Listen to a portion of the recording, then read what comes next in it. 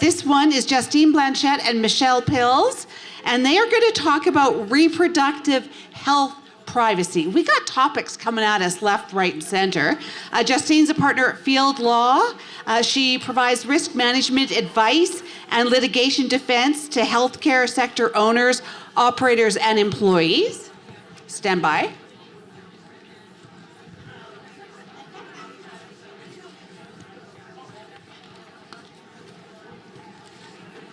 And Michelle is a civil litigator at Field Law with a focus on health law defense. She advocates for healthcare providers and their staff in a range of complex legal matters, including medical malpractice, negligence, and professional regulatory bodies. So please welcome to the stage as we talk about reproductive health policy and privacy. Here is Justine and Michelle.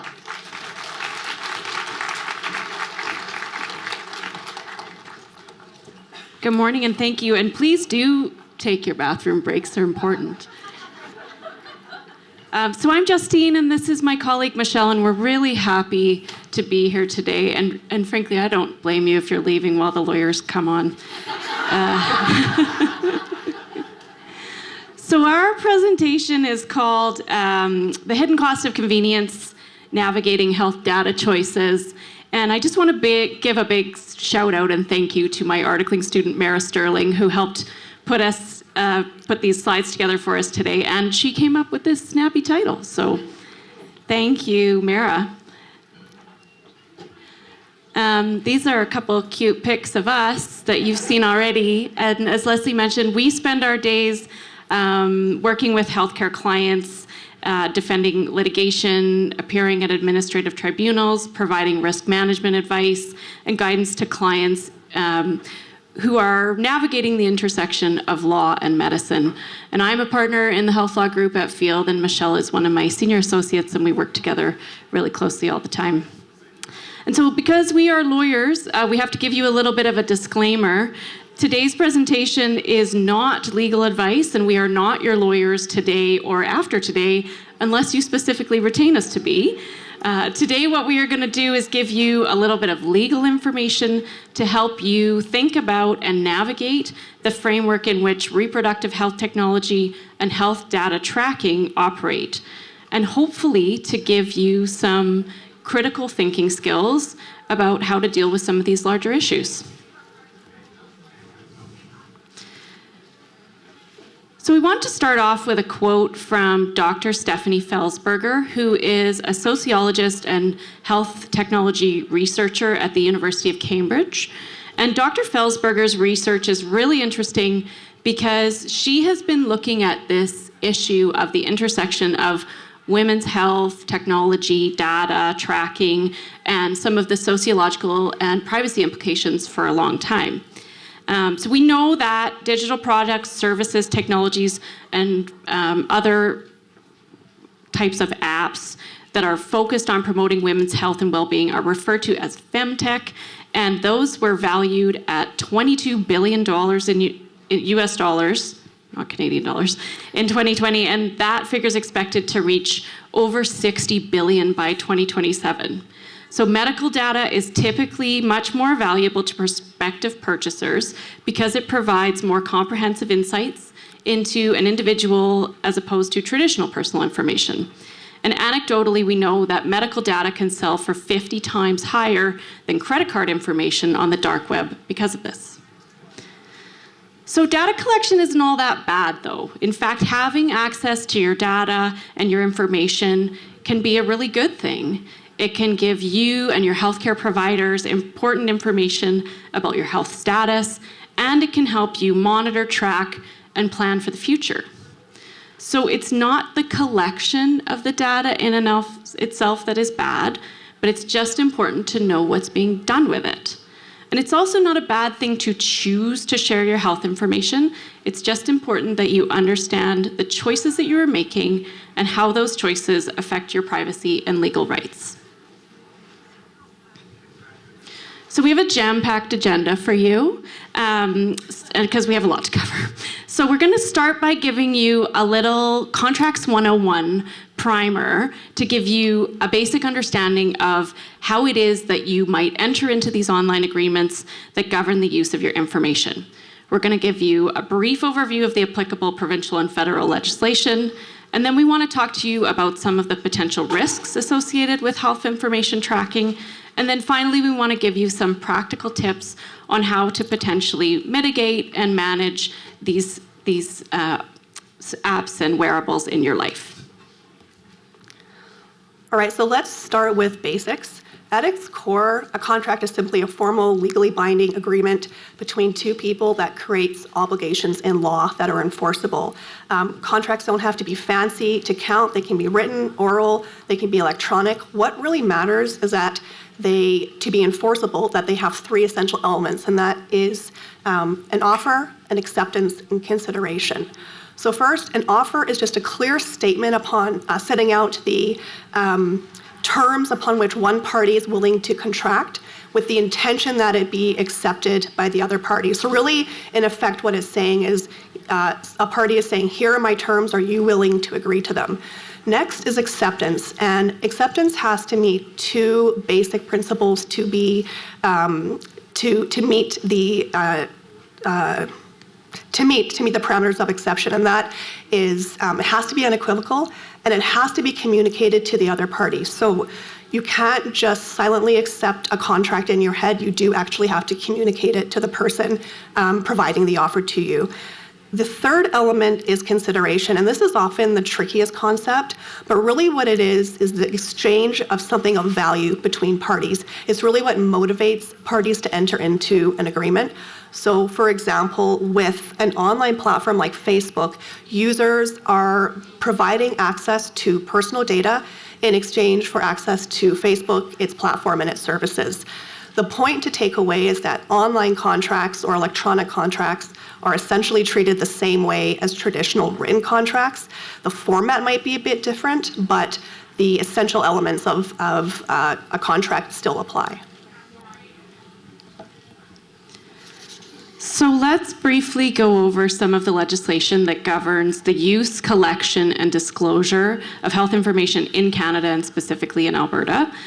And honestly, this topic is a whole lecture in and of itself, and frankly, reading legislation is pretty boring.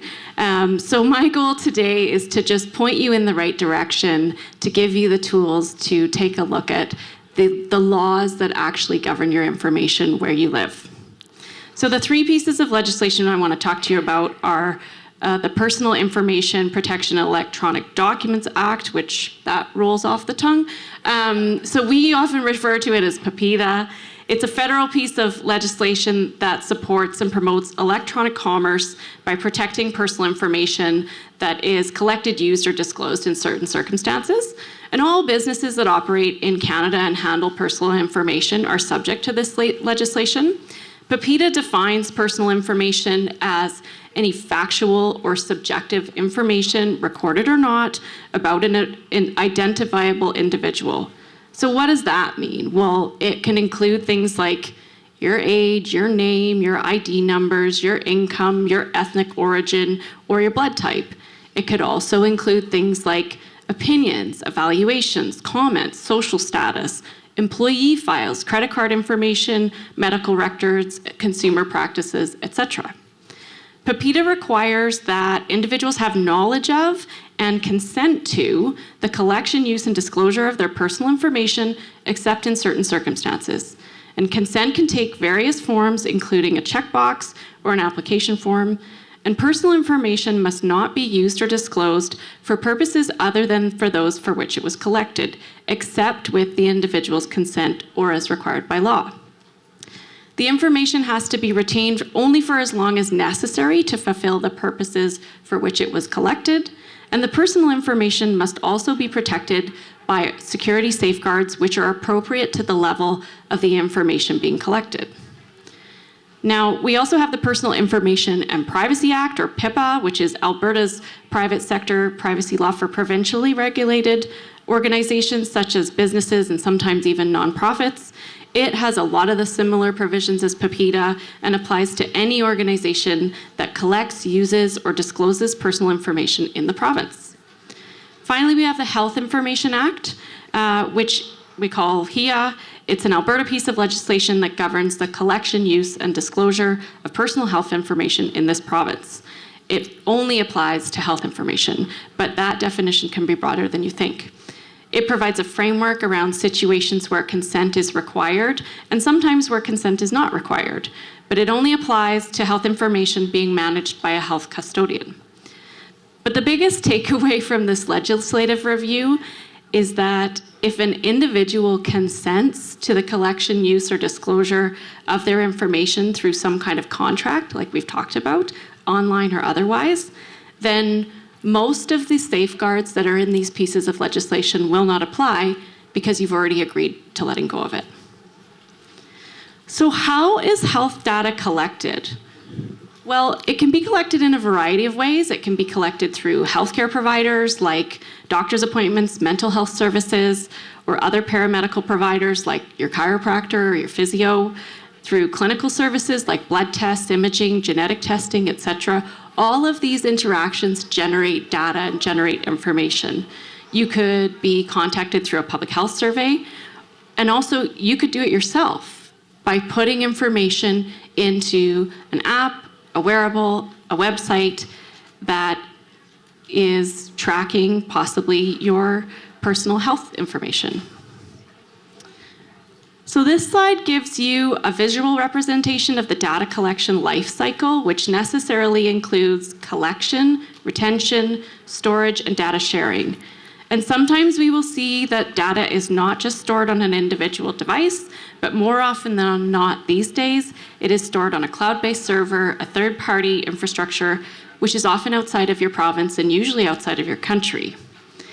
So in the next few slides, we're going to look at some examples of how health data can be owned and accessed by third parties, advertisers, analytics companies, and even sometimes used for law enforcement or litigation purposes. We're going to talk to you primarily about 3 methods of data collection through the use of fertility apps, wearable devices, and also through cookies collected by websites. All right, so data ownership and collection or and access rights. Now, the example that we chose to look at was the Flow Health app. Many of you might be aware of this app or use this app. So Flow is a period and fertility tracking app, and users are essentially sharing very sensitive health information, including menstrual cycles, pregnancy status, and sexual health data. In addition to the health information that Flow collects, it also automatically collects usage and technical data when you sign up and give consent. So that's information like how often an app is opened, the types of features that are used, device identifiers like information about your device, your model, the system software, location, so your IP address that'll give an approximate location as in the country that you're in, and just general interaction patterns. Now, according to Flow, the information is used to improve the app's functionality, to fix bugs, refine features, rather than to identify users individually. And to do all this and to collect this information, it uses cookies, and I'll talk a bit about cookies later. But when you join Flow and you give your consent, Flow then shares personal and technical data with its partners like AppsFlyer, and it does this to help promote its services. And once AppsFlyer has the information, it analyzes that information to help Flow improve its marketing campaigns. And it might also share, and in Flow's case, does share that information with partners like Google or Pinterest to reach you across similar platforms. Now, you can withdraw your consent at any time from AppsFlyer, but the proviso to that is that Flow uses AppsFlyer for a separate functional purpose related to onboarding between the website and the app. So you can't opt out of that data processing, and it is important to know that. The same sort of data collection applies to another one of its partners, and that's Firebase. Firebase analyzes the information it receives to help Flow optimize its marketing campaigns. But unlike Firebase, you can withdraw your consent from the use of that data or the dissemination of that data. So we expect that most of you are familiar with wearable health devices, Apple Watch, Garmin, I've got one on. And our case study here is the Oura Ring. If you're not familiar, the Oura Ring is just like it sounds. It's a ring that you put on your finger, and it can monitor your health, sleep, fitness, biometrics, like heart rate. It can track your cycle. It can provide you with information about your period, your fertility windows, and family planning. And like the Flow app, Oura Ring's predictors are user inputted and frankly get better the more information that you put into the actual device. So like Flow, when you agree to Oura Ring's terms and conditions, you accept that your personal information is going to be tracked and used in certain ways. And here we have highlighted Oura Ring's information about privacy protection. And basically they are saying that they will take your personal data, they will anonymize it, they will aggregate it, and then at that point it no longer becomes personal and they can use it basically however they want. Typically these kinds of companies will use this data to learn more about their consumers, their needs, their spending habits, etc. And it might be the Oura Ring's actually quite good because they tell you exactly what information they are collecting and processing and what they're going to use it for. You just have to know where to find that. So they tell you that they sometimes process the data themselves and sometimes they rely on, quote, trusted third-party processors to process data, whatever that means. And this can also include online cloud service providers. So the reason it's important to know this information is that so you can understand some of the potential risks that you can be exposed to, which we'll talk about in a moment. All right, so I mentioned cookies earlier. I want to get this right. So cookies are used to identify specific users and improve their web browsing experience. It's basically the internet's way of remembering who you are, so you don't have to log on to a website every time you go to it, or if you accidentally close a tab, you're not having to reload your shopping cart. You can delete or restrict cookies through your browser settings, but not all cookies are the same, and it's important to understand the difference.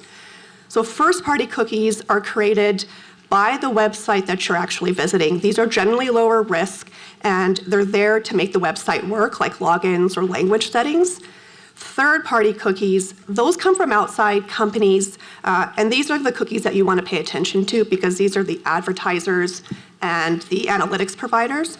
And these are the cookies that can track your activity across multiple websites, raising different privacy concerns. There's then essential cookies and non-essential cookies. And essential cookies are usually allowed without express consent because they're required to deliver the service that you asked for, so staying logged in or completing a transaction.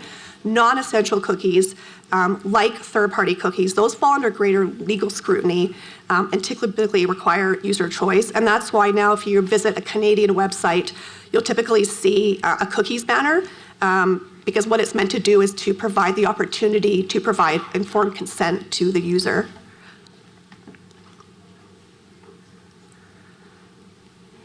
All right. Okay, so we want to talk to you about some of the risks of sharing your information, and I think they're probably pretty obvious, but we'll talk about one case study that maybe was less obvious. So honestly, the most important ones are privacy concerns and information misuse. So chances are that if you are engaging with any of these platforms, your information is being shared because you agreed for it to be shared, whether you actually realize that or not. Okay? When you click, I consent, I agree, or you scroll past all of those fine print terms and conditions, and you just wanted to log on to whatever you want to log on to, you've agreed to it. So what does that mean? Well, I mean, it means that your information can be sold to people who want to sell you things, some of which you might want, some of which you might not want. But you could also be subject to data leaks. And, data leaks are pretty prevalent in the media these days. Even the most robust online security doesn't prevent it. And we live in an online world, but it's something to be aware of when you are sharing, in particular, really personal, really private healthcare information or reproductive information. the consequence of all of this is that your information ends up on the dark web and that you are subject to identity fraud or theft otherwise. Other privacy concerns can sometimes be sharing information that you didn't actually intend to share. So things like your age, your health status, your gender, your other online community engagement. If any of you have a Peloton bike and you've consented to sharing your username and your age range and your medal status, like I have, then you know that you're actually sharing more about yourself with a global community than maybe you actually intended to. And then, finally, I think it's important that we think about other ways in which information can be misused. We're living in an unprecedented time, to put it lightly, where women's ability to make choices about their own healthcare decisions and their bodies are being challenged by political and state actors. So regardless of whatever your personal opinion is on that topic, I would just say that when a government or a legislature takes decision-making away from an individual citizen or consumer about their ability to make choices about their own body or future, it's the kind of things that we as individuals and as citizens should definitely take notice of. So at the end of the day, it doesn't mean don't do it. It just means make sure that you are making informed and good choices.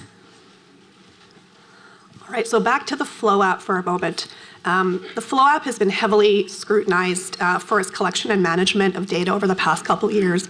And in 2016, US regulators found that Flow user health data had been shared with third-party providers in breach of its terms of service and privacy policy.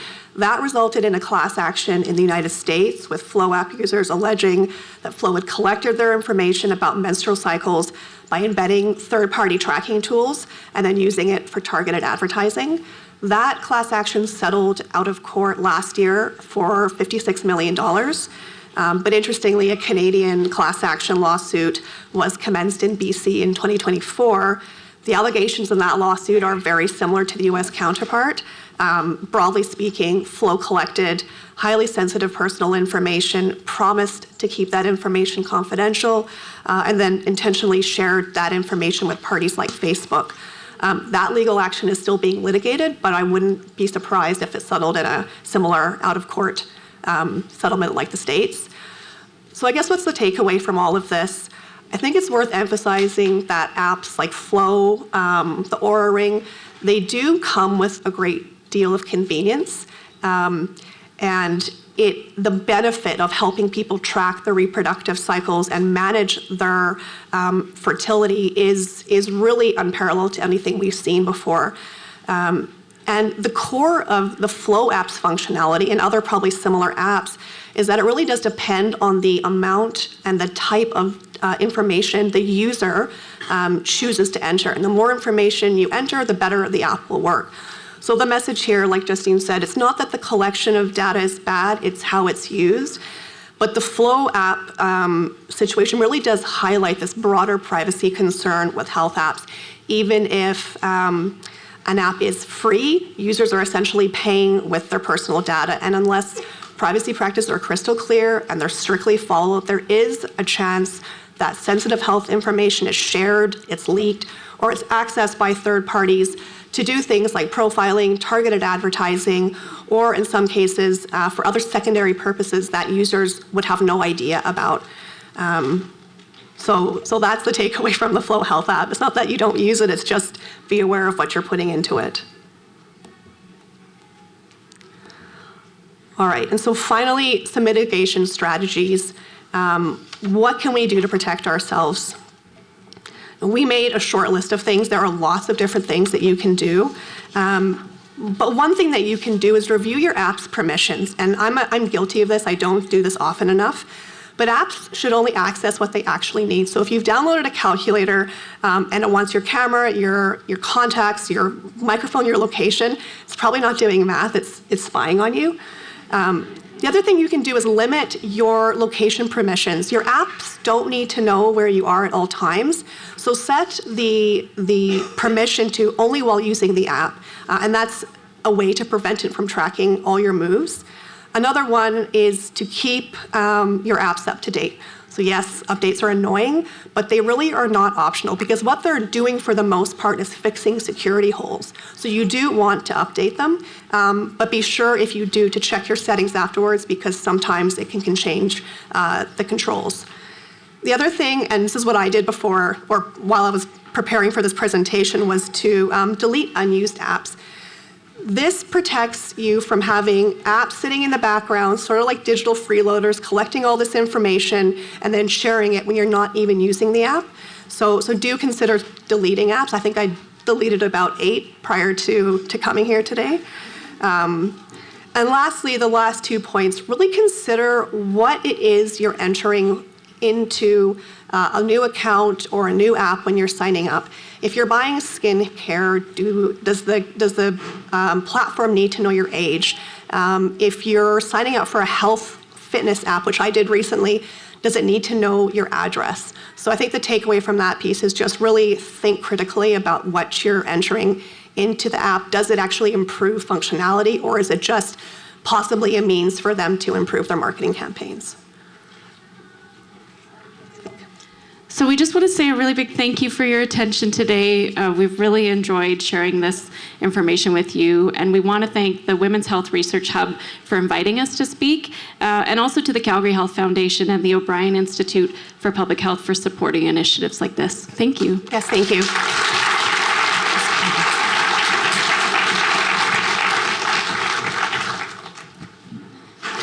That's some great information. You know, sometimes you can't get into, you can download an app, and unless, that doesn't need your address, but unless you put your address, it is not going to let you sign up for the app. And in which case, no, you don't need that app that badly, because that is information they don't have. That is information that they are going to use, and that is information that can take you down a bad road. So have we got any questions for the ladies? Here we go, right here at the front. Here, I'll come to you. I'm right here. I'm doing nothing.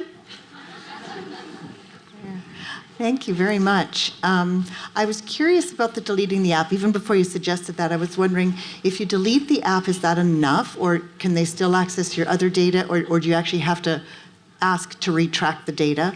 And second to that, when you're agreeing to these things, so you decide, yes, I want to do this anyway, do they have to provide information on how to retract, or do you need to do your own research for that?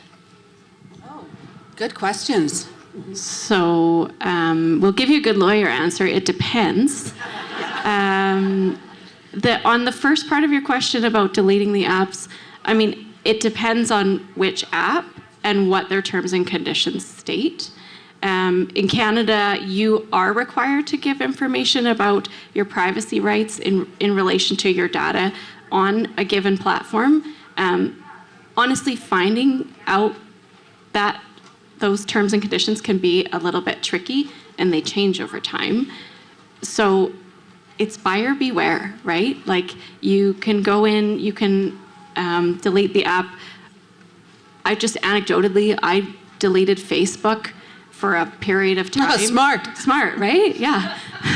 And then I reactivated it because I needed to sell something on Marketplace, as one does. Yep. And lo and behold, I re-downloaded it, and everything was there like I'd never left. So sketchy. Always thought those Facebook folks were sketchy. All right, go ahead. Oh, go ahead. I have a question. You're a frequent questioner, aren't you?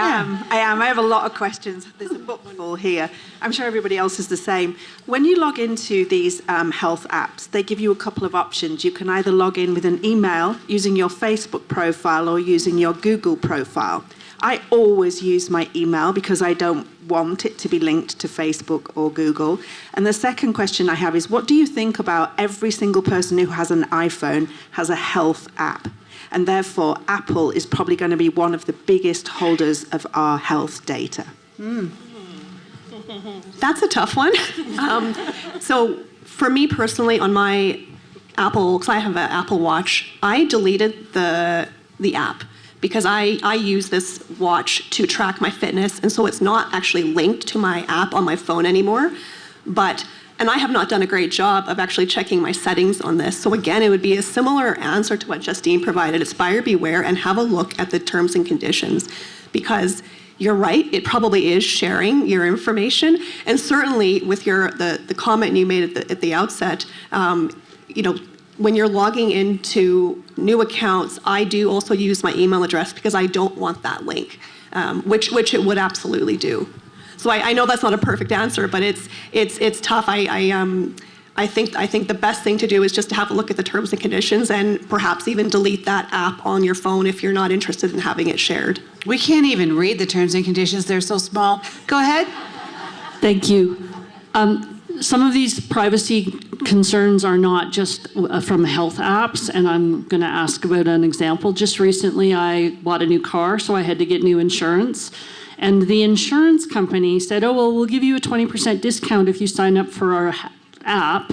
When I went to enable it, it wanted to turn on location services, which absolutely makes sense. You want to know when my car is going faster than the speed limit, et cetera. And then the next question was that it wanted full access to my health data. And I'm like, why do you need to know what my blood pressure and my breathing rate is? Because of my insurance on my car. So I asked, how do I get that information from the insurance company about why you're collecting this information before I accept? And the person at the insurance company could not answer that question. So from a legal perspective, what are my options? How do I find out why you want this data before I consent to giving it to you? Ooh, walk away, baby. So, if you've ever heard the saying, there's no such thing as a free lunch. There's no such thing as a free lunch, maybe unless you register to get one today. But your insurer providing you a 20% discount, they most certainly are getting something in exchange for that, as you've learned. As the corporate provider, they should be able to tell you the reason why they need that information and whether you can, in fact, opt in or opt out. You may, I don't know, I'm not familiar with it. You may be able to, you may not be. But again, I think it's very astute of you to have noticed that, inputted that information, noticed it, responded, and then have questions. And like you said, if they can't answer your questions, then maybe you just don't take the discount. Yeah, because nothing's free. Our information is currency. So, go ahead. So just one other insurance question that has to do with health is how far away are we from a health score? There's the social scores that they have in other countries. How far away are we away from having a health score? And so similarly, a driving score that some AI has been able to be produced from all of this data. You probably already have one, because if you're Googling symptoms, that's going somewhere. That information is going somewhere. I am not a lawyer, so I'll let the lawyers answer. So it's hard to say. That would be most likely in Canada, that would be at a government level. So, if you're unaware, the way healthcare spending works in Canada is there are transfer payments by the federal government that are made to the provincial government, and the provincial government is responsible for administering healthcare within the province. So there is a federal act called the Canada Health Act, and then we have accompanying provincial legislation, which is currently undergoing a full overhaul. So I won't tell you the pieces of legislation because We know there's corridors. There's corridors now. Right. Yep. Right. Helpful corridors. So it's hard to say, but I think you're right that this is a trend, right? This is a trend that we are, as a society, increasingly giving information to companies, to legislatures, to financial institutions, which again isn't necessarily a bad thing. There are really great things that have happened from this, like, the fact that you even can track your cycle now and you can monitor for fertility windows, like, that's incredible. You think about people who have suffered from infertility for decades that would have just killed for that information, right? But it's all with a price. So, as you say, is a health score going to determine whether we have access to healthcare in the future, what kinds of access we have to healthcare, whether we pay for certain types of healthcare or not? These are all really open questions, and I'm not the decision maker on those. If only we ruled the world. We have time for one more question up there. Hi. So this is a little bit out of scope of what you talked about today, but I'm like, okay, there's 2 lawyers in the room. There's a room full of amazing women. And something that's already been kind of joked about a few times today, was even in the video, is that most of us in this room have looked at medical sexism right in the eye and have been laughed at and have been dismissed because of the lack of research and arrogance in the room. Like, are there people out there like making room for medical malpractice on the basis of sexism? Is that ever something that's going to happen? I mean, we can complain about it and laugh about it, but are there any legal frameworks for us actually to hold what's going to get the actual attention? Researchers and doctors who are dismissing us accountable. Maybe another topic someday, but just... I mean, yes and no. There are human rights complaints that take place that will have similar allegations to what you're referencing here. So that would be one forum in which you could bring a medical malpractice complaint if you've been in a situation or a circumstance where you have been dismissed by a physician in a manner that you feel is gender-based. I haven't seen it in a broader or more like a class action context yet. But certainly with all of the movement and discussion that's taking place, it's something that could, who knows what could happen on the horizon. But for now, if that's something that you've experienced, the Alberta Human Rights Tribunal would be probably the most appropriate forum to bring a complaint of that nature. It has to be on a protected ground to be admissible to the Human Rights Tribunal. So, things like age, disability, race, ethnic origin, gender. In terms of a larger systemic legal challenge to medical sexism, I guess my only comment there would be the way that we compensate people in our civil litigation system, so we're talking about civil law, not criminal law, is through money, right? We don't have any other way really to compensate people other than money. And when we live in a society where public health care dollars are so few and far between, are stretched so far thin, I'm not suggesting that it's not something that should be pursued, but my personal concern would be that, frankly, there might be some lawyers that would profit from a venture like that as opposed to truly making change in an already overtaxed, overburdened public healthcare system. So if you have a better idea, please let us know, because otherwise the options right now aren't great. Well, louder voices, right? Louder voices and not putting up boundaries. We're not accepting anymore. We want civil treatment. We want to be heard. We want to be listened to, and we will not back down from this 50% of the population that is looking for treatment that is equitable to the other 50% of the population, and they get it without being loud about it. So being loud, taking up space, and using voices may be more impactful than the road through litigation. Okay, thanks, ladies. Hang tight for a second. That was all excellent.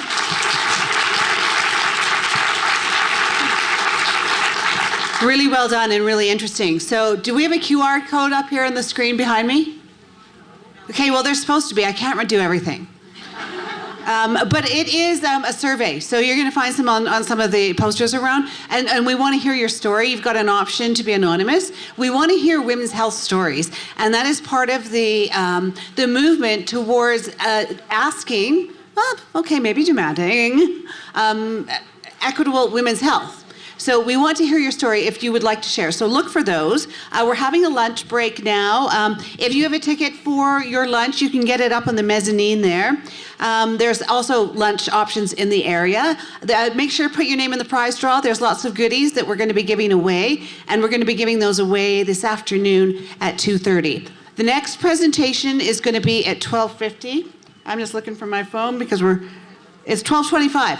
You've got 25 minutes before we meet back here for another few presentations this afternoon. Thanks for being here this morning. If this is the last we see of you, otherwise we'll see you back here in half an hour.